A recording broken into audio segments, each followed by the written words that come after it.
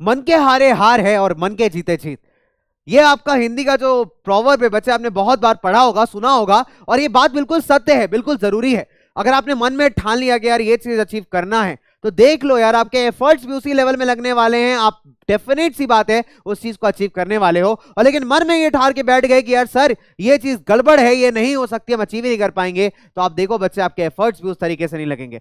तो वापस से स्वागत है आप सबका अपने अमेजिंग प्लेटफॉर्म यानी पीडब्ल्यू पे। मैं हूं आपका फ्रेंड, आपका मेंटर कुणाल दिस साइड। तो बच्चे आज के सामने आज एक और जबरदस्त चैप्टर है, that is age of industrialisation. इसको हम कवर करेंगे बहुत कम थोड़े से टाइम के अंदर बच्चों, शॉर्ट टाइम में। तो जल्दी से स्टार्ट करते हैं भाई हमारा आज का chapter. Let's get started, that is the age of industrialisation का क्विक बच्चे थोड़ा थोड़ा मजेदार वाला रिवीजन हम लोग करेंगे, फटाफट से इसके पॉइंटर्स देखेंगे। So what you are going to study today, आज हम बात करने वाले हैं प्रोटो इंडस्ट्रियलाइजेशन की, इंडस्ट्रियल चेंज के पेस की, पेक्युलरिटीज की, साथ ही साथ मार्केट फॉर गुड्स की। ठीक है, चलिए स्टार्ट करें बच्चों। अगर हम लोग, तो अगर आप दो पिक्चर्स यहां पे देख सकते हैं, तो इस बात को क्या दर्शाती हैं भाई? सिंपल सी बात है, अगर आप पहला पिक्चर देखिए तो इसमें इतनी सारी मशीनरीज दिखाई गई हैं, और दूसरे पिक्चर में जो जादूगर दिखाए गए हैं, एक अलादीन है और एक मॉडर्न इंजीनियर है। एक इंजीनियर अपने साइंस के मैजिक से इतनी सारी चीजें क्रिएट कर रहा है, और दूसरा हमारा अलादीन भैया जो है अपने जादू के जीनी की जादू से एक महल बना रहा है। कहने का मतलब यह कि पुराने जमाने के जो लोग थे, खासकर वेस्टर्न लोग, वो ईस्टर्न लोगों को काफी पुराना मानते थे, हमको ओरिएंट कहते थे। ओरिएंट मतलब एक ऐसी जमीन जहां पे सब कुछ सस्पिशियस है, लोग जादू वादू करते हैं, और साथ ही साथ इनके पास कुछ बहुत ही ऐसा है जो दुनिया को नहीं पता है, राइट? तो इस तरीके से हम लोगों को समझा जाता था। फिर अगर हम बात करें बच्चे एक ऐसे समय की जहां पे इंडस्ट्रियलाइजेशन से पहले भी इंडस्ट्रियलाइजेशन पॉसिबल था। कहने का मतलब यह है कि एक ऐसा फेज जो इंडस्ट्रियलाइजेशन यानी बड़ी बड़ी फैक्ट्रियों के पहले था, और जहां पे इंटरनेशनल मार्केट में भी सामान बेचा जाता था, लेकिन जो सामान को प्रोड्यूस करने का तरीका था वो बहुत अलग था, राइट? तो बेसिकली ऐसा फेज है जो हमारे इंडस्ट्रियलाइजेशन से पहले या ऐसे टाइम से पहले एग्जिस्ट करता है जब इंग्लैंड और यूरोप के अंदर फैक्ट्रीज आई। ठीक है बच्चों, बहुत बड़े लेवल पे आप कह सकते हैं इंडस्ट्रियल प्रोडक्शन होता था इंटरनेशनल मार्केट में बेचने के लिए, लेकिन ये प्रोडक्शन किसी फैक्ट्री या किसी बड़ी बड़ी इंडस्ट्री के अंदर नहीं था। ये होता था लोगों के घरों के अंदर, लोगों के गांवों में, खासकर अगर मैं बात करूं कंट्री साइड्स में, विलेज साइड्स में। अगर 17 और 18 सेंचुरीज की अगर आप बात करते हैं बच्चों, तो जो मर्चेंट्स थे ना, बहुत सिंपल सी बात है, जो आपके ट्रेडर्स थे, ये यूरोप से जाते थे गांव के साइड। वहां पे गांव में जो वीवर्स हुआ करते थे, उनको ये रॉ मटेरियल सप्लाई करते थे, पैसा सप्लाई करते थे, और रिटर्न में उनसे कहते थे कि इंटरनेशनल मार्केट में बेचने के लिए हमारे लिए प्रोडक्ट डिजाइन करिए, अच्छे क्वालिटी के, बढ़िया क्वालिटी के। उस प्रोडक्ट को खरीदते थे और मार्केट में बेचते थे। तो आप ये कह सकते हैं बच्चों कि हमारे जो यहाँ पे बहुत सिंपल सी बात है, जब फार्मर्स हैं, ये पुअर पेजेंट्स हैं, ये आराम से इस ऑफर को एक्सेप्ट इसलिए कर लेते थे क्योंकि इनके पास बेस्ट पार्ट ये था कि अपने गांव के अंदर रह के खेती बाड़ी कर सकते हैं, प्लस एडिशनली इस काम को करके ये और पैसा भी कमा सकते हैं। साथ ही साथ अगर आपसे ये सवाल पूछा जाए कि मर्चेंट्स जो थे, ये जो ट्रेडर्स हैं आपके, जो गांव में आते हैं, शहरों में ऐसा काम क्यों नहीं करते? देखिए शहरों में क्या था कि पर्टिकुलर ट्रेड ऑर्गेनाइजेशंस एग्जिस्ट करते थे, जिसको आप गिल्ड्स भी कहते हैं। ठीक है, तो गिल्ड क्या होता है? सपोज करिए मैं चावल बेचता हूं, तो चावल बेचने वाले 10 और लोग हैं मेरे साथ, तो हमने मिलकर एक ऑर्गेनाइजेशन बना लिया कि हम ही 10 मार्केट में चावल बेचेंगे, 11वां आदमी यहां नहीं आने देंगे। हमने मोनोपोली सिक्योर कर ली। तो ऐसे बच्चे बहुत सारे ऐसे गिल्ड्स एग्जिस्ट करते थे वहां पे इंटरनेशनल मार्केट्स में। साथ ही साथ अगर हम बात करें मर्चेंट्स, आपके अगर हम बात करें टाउन्स के अंदर, जो कि बाहर वाले मर्चेंट्स को यहाँ पे नहीं आने देते थे, कि उन्होंने ट्रेड के ऊपर, व्यापार के ऊपर मोनोपोली बना लिया था with the help of local rulers, right? तो ऐसे लोग क्या करते थे भैया, हमारे विंटर विलेज साइड जाते थे, कंट्री साइड जाते थे, और वहां पे लोगों को जाकर के ऑर्डर्स देते थे। Now if you talk about बच्चों कि इस पूरे सिस्टम में एक क्लोज रिलेशनशिप डेवलप हो गया था between the countryside as well as the towns. ठीक है, तो ये मर्चेंट्स जो थे, बहुत सिंपल सी बात है, किसी से कुछ काम करवाते थे, किसी से कुछ काम। जैसे अगर हम बात कर लें कि एक कपड़े का व्यापारी है, तो कपड़े का व्यापारी क्या करेगा? एक स्टेपलर से वूल खरीदेगा, ऊन खरीदेगा, उसके बाद जो है उसको स्पिनर को देगा ताकि उसको धागे में वीव कर सके। फिर वो जो धागा है बच्चे जाएगा वीवर के पास, वीवर उसका फैब्रिक बनाएगा, फिर इस फैब्रिक के पास बच्चे डायर के पास लेके जाएगा जो उसको कलर करेगा। कलर करने के बाद इसको लंदन भेजा जाएगा। तो लंदन एक तरीके से फिनिशिंग मार्केट बन गया जहां पे फाइनल प्रोडक्ट को शेप एंड साइज दिया जाता था, राइट? तो इस तरीके की चीजें बड़ी कॉमन है। आपसे हो सकता है स्टेपलर और फुलर के बारे में पीछे पूछे, तो बच्चे स्टेपलर और फुलर क्या है? एक स्टेपलर वो इंसान होता है जो वूल को यानी ऊन को अपने क्वालिटी के हिसाब से सॉर्ट करता है। फुलर वो आदमी होता है जो बच्चे कपड़े को प्लेट करके गैदर करता है, जमा करके रखता है।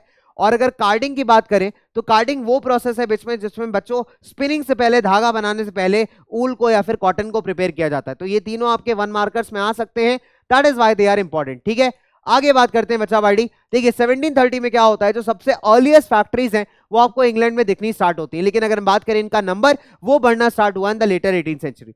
फिर अगर मैं बात करूं बच्चे, कॉटन जो है पहला सिंबल है ऑफ द न्यू एरा। इसका प्रोडक्शन जो था 19th सेंचुरी में बहुत ज्यादा बूम हो गया, बहुत ज्यादा बढ़ गया, राइट। फिर अगर हम बात करें रिचर्ड आर्कराइट की, तो रिचर्ड आर्कराइट वो इंसान है जिसने सबसे पहली कॉटन मिल क्रिएट की थी। कॉटन मिल का मतलब है सारा मशीनरी, सारा मैनेजमेंट एक ही यूनिट के अंदर आ गया। अब आपको अलग अलग जाना नहीं पड़ेगा अपने प्रोडक्शन प्रोसेस के लिए। अगर 1760 की बात करते हैं बच्चों, तो ब्रिटेन जो था करीब 2.5 मिलियन पाउंड का कच्चा कॉटन जो है इंपोर्ट कर रहा था अपनी कॉटन इंडस्ट्री को फीड करने के लिए, और 1787 तक 22 मिलियन पाउंड जो है बच्चे आपका कॉटन इंपोर्ट पहुंच गया। तो आप ये कह सकते हैं कि कॉटन जो है first half of the 18th century में एक लीडिंग सेक्टर था जिसने कच्ची ना कहीं बच्चे इंडस्ट्रीज के अंदर बहुत ज्यादा इंपॉर्टेंस लाके दिया है, ठीक है। फिर अगर हम देखिए धीरे धीरे जो इंडस्ट्रियल चेंज है बच्चे ये आना स्टार्ट होता है, यानी कॉटन को रिप्लेस करती है आपकी आयरन और स्टील इंडस्ट्री। इसके बहुत सारे फैक्टर्स थे, एक एक फैक्टर्स को बच्चों हम लोग वन बाय वन पढ़ेंगे। तो फैक्टर नंबर 1 की बात करें, सबसे मोस्ट डायनेमिक इंडस्ट्रीज ब्रिटेन में कॉटन और मेटल्स थी with respect to iron and steel, right. अगर हम बात करें रैपिड पेस पे, कॉटन जो था लीडिंग सेक्टर था आपका 1840 तक। उसके बाद से आपका आयरन एंड स्टील इंडस्ट्री जो था वो काफी ज्यादा बूम कर गया। उसका रीजन है बच्चे एक्सपेंशन ऑफ रेलवेज, ठीक है। जब रेलवेज एक्सपैंड करना चालू किया तो रेलवेज को चाहिए ज्यादा रेल ट्रैक्स बनाने की चाहिए आपको iron and steel, right.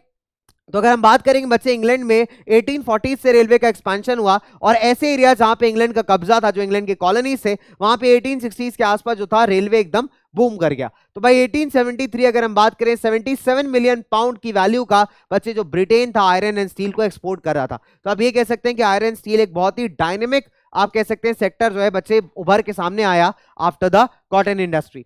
Second important है बच्चे, जो हमारी नई इंडस्ट्रीज थी, ऐसा नहीं हुआ कि उन्होंने बड़े आसानी से पुरानी इंडस्ट्रीज को डिस्प्लेस कर दिया। अगर आप देखेंगे 19th सेंचुरी के एंड पे भी तो करीब 20% ही ऐसी पॉपुलेशन थी जो फैक्ट्रीज में काम कर रही है। बाकी जितनी पॉपुलेशन है अभी भी स्मॉल कॉटेज इंडस्ट्रीज में काम कर रही है, राइट। इसका रीजन बहुत सिंपल है बच्चे, की बहुत सारे ऐसे लोग थे जो पर्सनली हैंड क्राफ्टेड मटेरियल में भरोसा रखते थे। उनको लगता था कि जो फैक्ट्रीज में बनता है, मशीनरी से बनता है, वो सबसे पब्लिक के लिए बनाया जाता है, हमारे लिए कॉमन नहीं है, ठीक है। तो इस वजह से भी बच्चे बहुत सारे लोग हैंडमेड प्रोडक्ट्स को प्रेफर करते थे। तो आप ये कह सकते हो बच्चे, जो ट्रेडिशनल इंडस्ट्रीज है वो कहीं ना कहीं सर्वाइव इसलिए की क्योंकि उनमें भी छोटे छोटे टेक्निकल चेंजेस आपको मिलते रहेंगे, राइट। तो अगर हम बात करें छोटे छोटे इनोवेशंस जो हैं वो कहीं ना कहीं नॉन मैकेनिकल चेंजेस आपको इन ट्रेडिशनल इन पुरानी इंडस्ट्रीज में भी देखने को मिलते हैं, जैसे फूड प्रोसेसिंग हो गया, ग्लास वर्क हो गया, टैनिंग इंडस्ट्री हो गई। तो सारे के सारे बच्चे बहुत अच्छे एग्जाम्पल्स हैं आपके इंडस्ट्रियल चेंज के।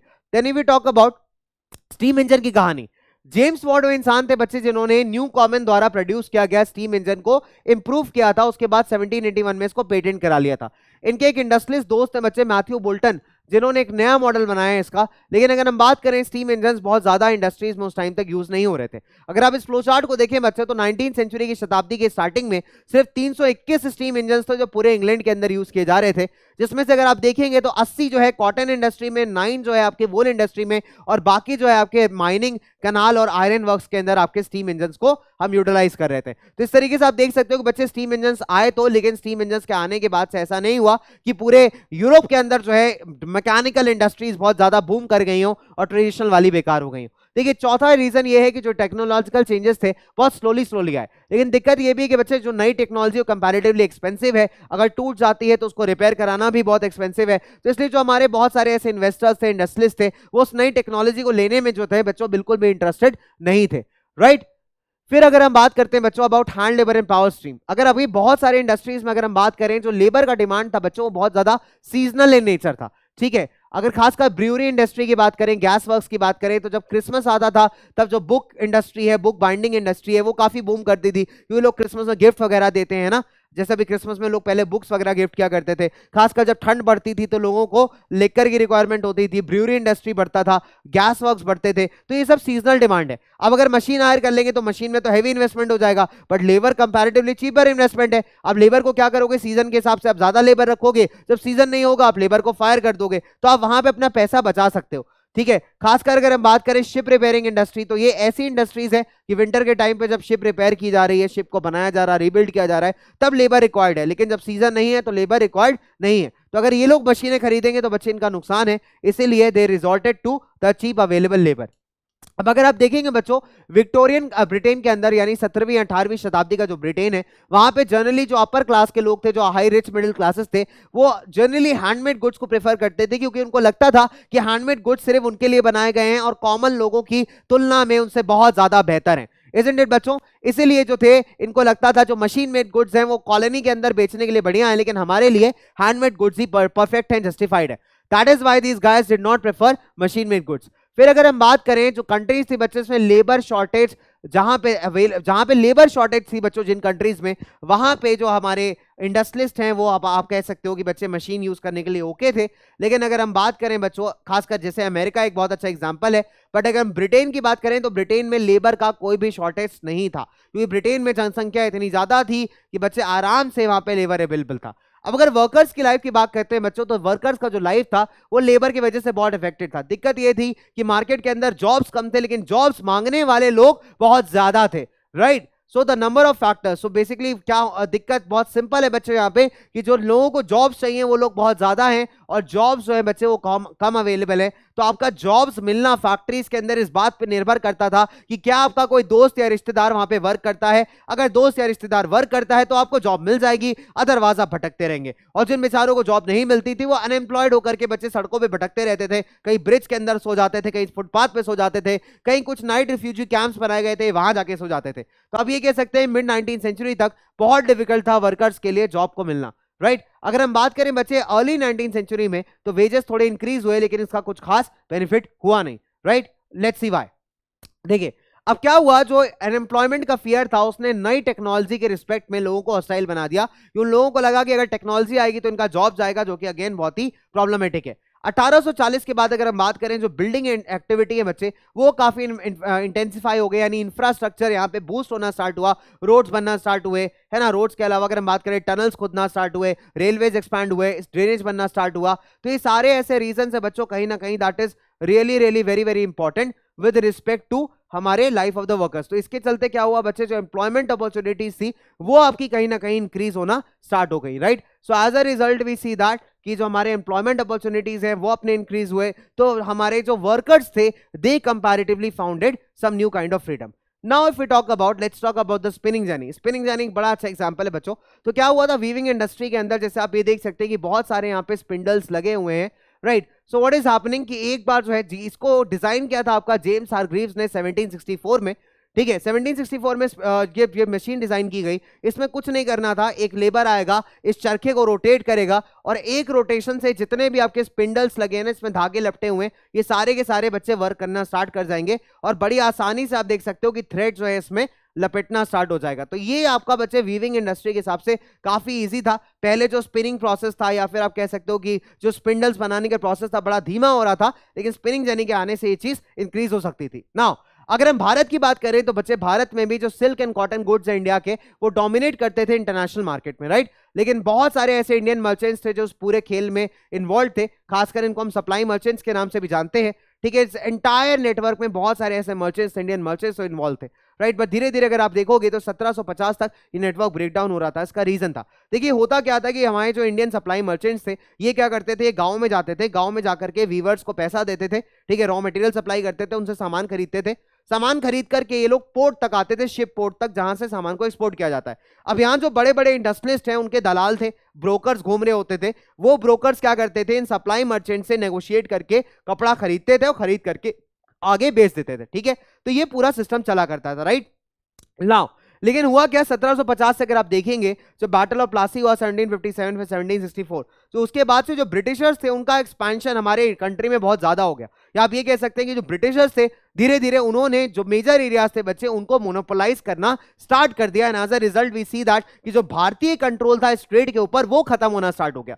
अभी वो कौन कंट्रोल कर रहा है, अभी वो कंट्रोल कर रही है आपकी यूरोपियन कंपनीज। तो इन्होंने कैसे ऐसा किया, ब्रिटेन को बहुत क्लियर था बच्चे, ब्रिटेन को क्या था कि इस बात की दिक्कत थी ब्रिटिश ईस्ट इंडिया कंपनी को कि इनको बहुत सारे ह्यूज टैक्सेस देने पड़ते थे। क्यों देने पड़ते थे, क्योंकि जो खासकर बंगाल कर्नाटक वाले रीजन में अगर आप देखोगे तो इनका कंपटीशन यहाँ पे किसके साथ हो रहा है, इनका कंपटीशन फ्रेंच के साथ है, पोर्तुगीज के साथ है, साथ ही साथ लोकल रूलर्स के साथ भी है। तो पहली बात तो उनको रॉ मटेरियल नहीं मिल पाता था, दूसरी बात अगर हम बात करें तो उनको हाई टैक्सेस पे करने पड़ते थे। तो इन्होंने क्या किया, दो चीजें की, पहली बात तो लोकल राजाओं से कंसेशंस लेने स्टार्ट किए, और दूसरी चीज बच्चे इन्होंने जब लड़ाई की, राजाओं को डिफीट किया, जब एरियाज पे कब्जा किया, तो मोनोपोली स्टैब्लिश कर ली ट्रेड के ऊपर, या आप कह सकते हैं व्यापार के ऊपर, ठीक है? तो पहले की अगर हम बात करें तो पहले मसूलीपट्टनम वगैरह जो है आपके काफी इंपॉर्टेंट पोर्ट्स थे, लेकिन जब पावर जो थी आपके ब्रिटिशर्स के हाथ में आ गई तो इनका डिक्लाइन हुआ, और आप देखोगे कि जो आपका बॉम्बे और कलकत्ता वगैरह के पोर्ट्स हैं वो धीरे धीरे ग्रो करना स्टार्ट किए। ठीक है, चलिए फिर अगर हम बात करते हैं बच्चे, जो यूरोपियन कंपनीज थी वो पूरा ट्रेड कंट्रोल कर रही थी, एंड अभी जो सामान था जो पहले इंडियन शिप्स में एक्सपोर्ट होता था, अभी किस में एक्सपोर्ट हो रहा है, हमारे यूरोपियन शिप्स में। तो पुराने पुराने बहुत सारे ऐसे ट्रेडिंग हाउसेस थे जो कोलैप्स कर गए, हालांकि जो सर्वाइव करना चाहते थे उनको इन यूरोपियन कंपनीज के अंदर में ही काम करके ही सर्वाइव करना था। ठीक है, तभी कुछ पॉसिबल था, otherwise they will not survive.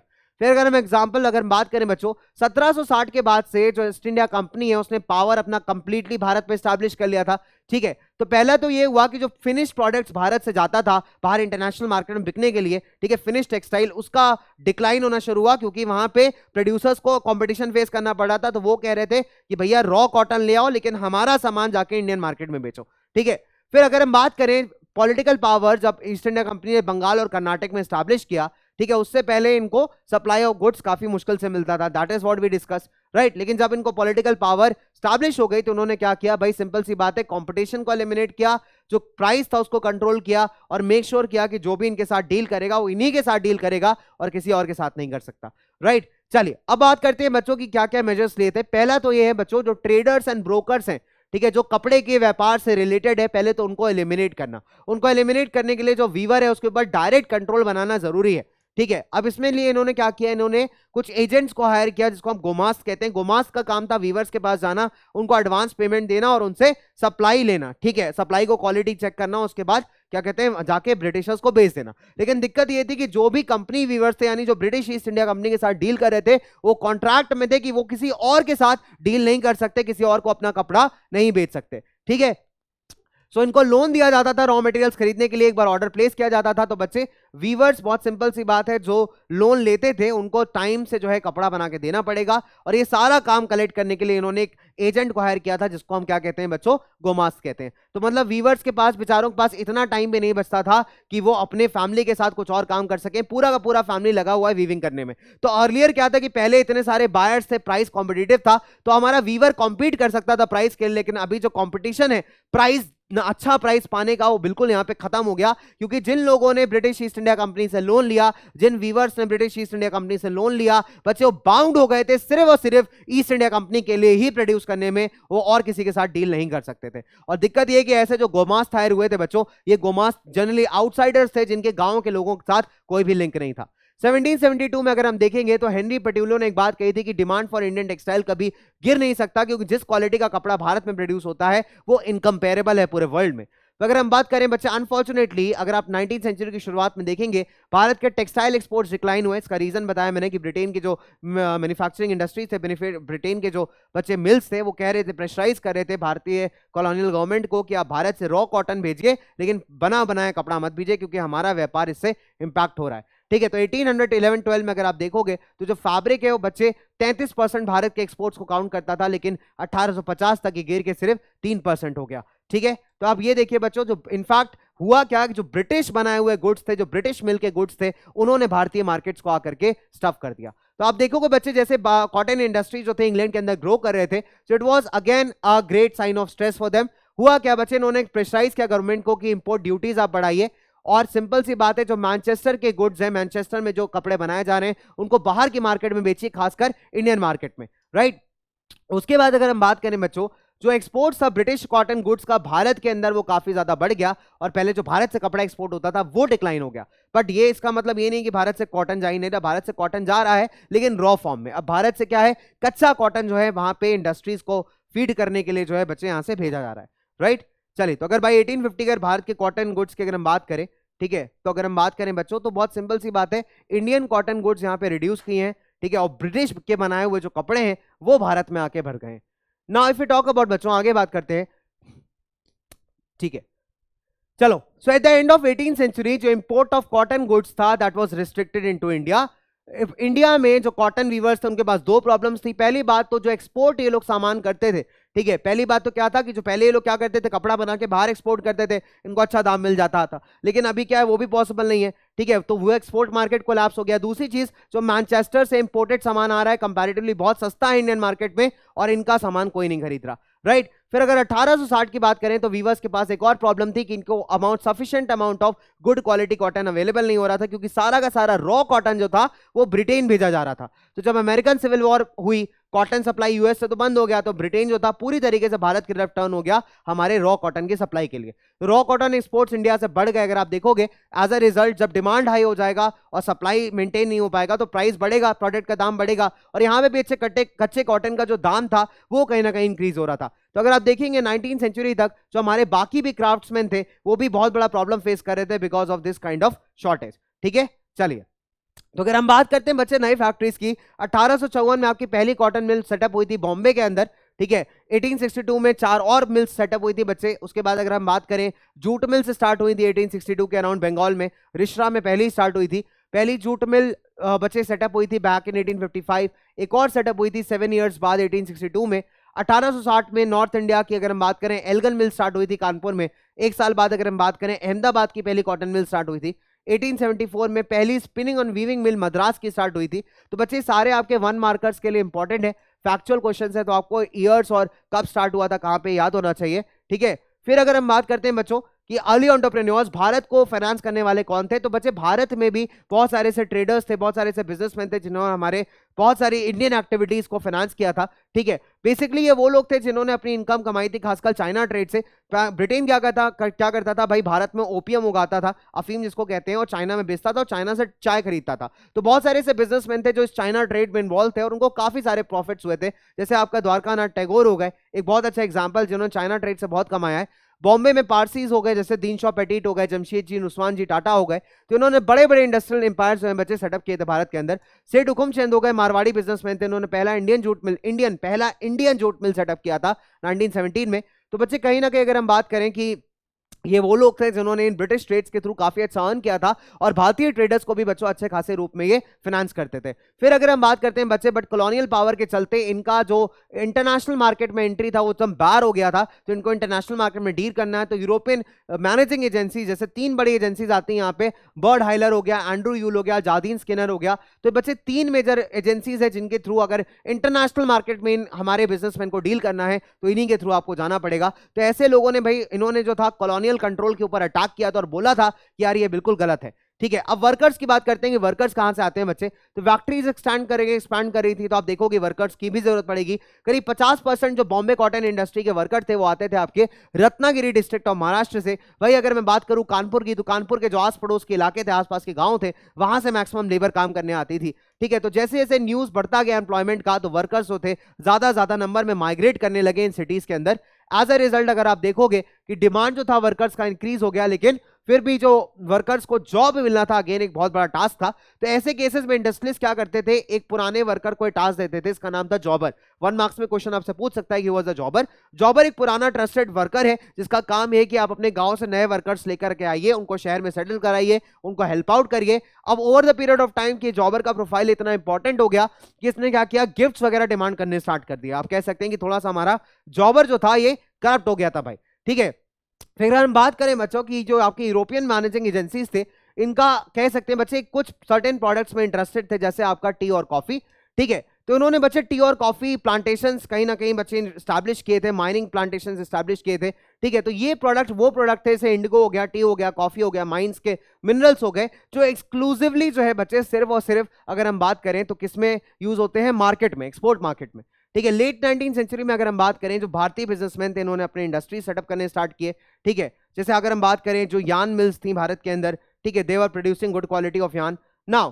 तो बहुत सारी ऐसी चीजें थी बच्चों कि मतलब जो अभी चाइना के अंदर भी एक्सपोर्ट किया जा रहा था। So you can see that कि जो भारतीय इंडस्ट्रियल ग्रोथ है वो बहुत ज्यादा फ्रैगमेंटेड है। पहली बात तो उसमें कॉलोनियल कंट्रोल है, क्योंकि यूरोपियन मैनेजिंग एजेंसीज क्या कर रहे हैं, मेजरली उस क्रॉप पे फोकस कर रहे हैं जिसका मार्केट में एक्सपोजर बहुत अच्छा है। ठीक है, उसके बाद अगर हम बात करें, जो यान भारत की स्पिनिंग मिल्स में प्रोड्यूस किया जा रहा है उसको यूज किया जा रहा है इंडिया के अंदर, या फिर उसको एक्सपोर्ट कर दिया जा रहा है चाइना के अंदर। ठीक है, तो इस तरीके की बहुत सारी इंपॉर्टेंट चीजें हमको देखने को मिलती हैं। फिर अगर हम बात करें बच्चे जो इंडस्ट्रियलाइजेशन का प्रोसेस है वो बहुत सारे मूवमेंट्स के चलते भी इफेक्ट हुआ। फॉर एग्जांपल स्वदेशी बॉयकॉट, जो स्वदेशी बॉयकॉट हुआ है तो उसके चलते क्या हुआ, जो फॉरेन गुड्स थे उनका प्रोडक्शन डाउन हुआ क्योंकि लोगों ने उसको बॉयकॉट किया, और स्वदेशी जो हैंडमेड गुड्स थे उसका प्रोडक्शन कहीं ना कहीं बच्चों अप हुआ। 1906 तक अगर देखें जो इंडियन यार्न था पहले जो चाइना में एक्सपोर्ट किया जाता था, अभी उसका प्रोडक्शन डिक्लाइन हो गया। क्यों? क्योंकि चाइनीज मार्केट को जापानीज मिल्स ने फ्लड कर दिया था। वर्ल्ड वॉर 1 के एंड तक अगर हम बात करें तो इंडस्ट्रियल ग्रोथ काफी स्लो था। ठीक है, फिर उसके बाद अगर बात करें जब वॉर थी बच्चे, उसने कंप्लीटली मार्केट को चेंज कर दिया, क्योंकि होता क्या है कि मैक्सिमम जो थे आपके ब्रिटिश मिल्स या ब्रिटिश कंट्रीज वो इतने इन्वेस्टेड थे वॉर के प्रोडक्ट्स बनाने में कि बाकी सारी चीजें वो लोग नहीं बना पा रहे थे। तो अल्टीमेटली अपॉर्चुनिटी आती है भारतीय मिलों के पास जिन्होंने वॉर इक्विपमेंट्स के साथ साथ जो कॉमन यूजेज के इक्विपमेंट्स थे उनको भी बनाना बच्चों स्टार्ट किया। ठीक है, तो आप कह सकते हैं कि वॉर के बाद जो है काफी सारा इंडस्ट्रियल, वॉर के टाइम पे भी काफी सारा इंडस्ट्रियल इक्विपमेंट्स का जो रिक्वायरमेंट था बूम हुआ। लेकिन दिक्कत यह कि वॉर के बाद मैनचेस्टर जो था बच्चे कभी भी अपनी खोई हुई पोजीशन को रिकैप्चर इंडियन मार्केट में नहीं कर पाया।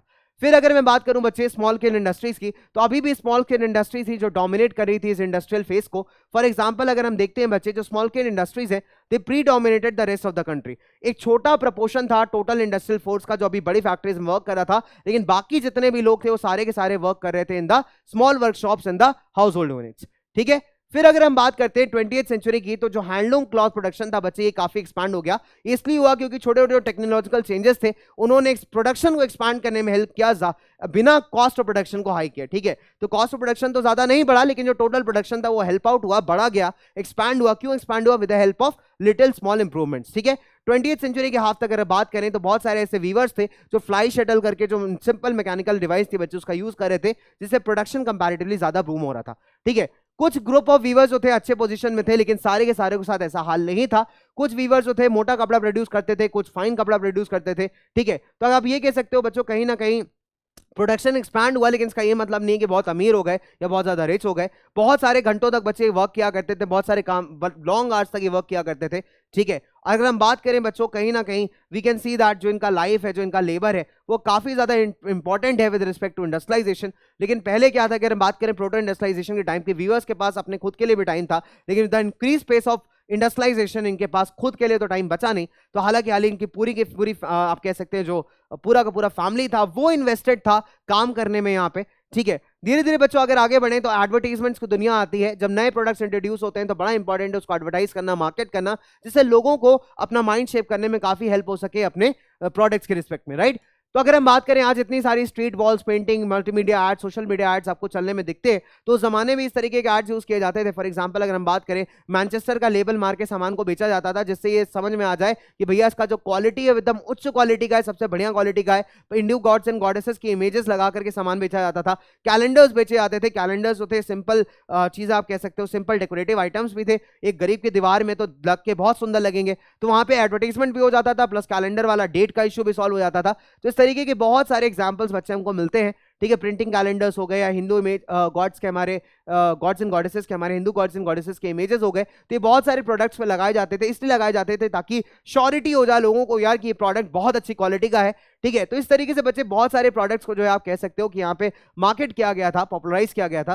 जैसे मेरे पीछे दो बड़े अच्छे एग्जांपल्स हैं, जैसे कृष्ण जी की फोटो लगी हुई है एक छोटे बच्चों के प्रोडक्ट के अंदर, to certify that this is absolutely good product, right बच्चों। चलिए, तो ये था हमारा टॉपिक एंड बहुत कम समय में बच्चे इतना लंबा टॉपिक था, it was a quick recall for you. तो मेरा रिकमेंडेशन यही कि प्लीज एनसीईआरटीज को दोबारा से रीड करिएगा। तो ओवरऑल बच्चे 2-3 फेसेट्स हैं, टेक्नोलॉजिकल चेंजेस क्या थे, प्रोटो इंडस्ट्रियलाइजेशन क्या था, भारत पे इंपैक्ट क्या था, और भारतीय इंडस्ट्रीज को कैसे कंट्रोल किया था। तो इसी के अराउंड पूरा आपका चैप्टर रिवॉल्व करता है। एनसीईआरटी क्वेश्चन, बैक क्वेश्चन आपको प्रैक्टिस करने हैं बच्चों। एमआईपी सीरीज चल रहा है, उसमें तो क्वेश्चन कराऊंगा ही कराऊंगा, but you have to additionally do it. ठीक है, चलिए मेरी मुलाकात होगी आपसे अगले फटाफट फर्राटे वाले रैपिंग वाले अंदाज में। तब तक के लिए मिलते हैं आपसे बच्चों। Bye bye everyone, take care and have a nice and amazing day. Bye बच्चों।